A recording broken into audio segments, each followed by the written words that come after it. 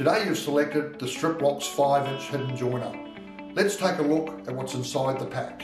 6 female components, 6 male components, and a 7mm straight router bit.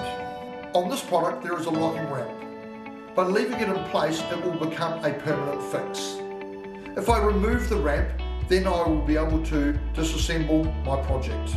To remove this locking ramp, we need to place the knife on top of the surface and slide it across and remove the ramp.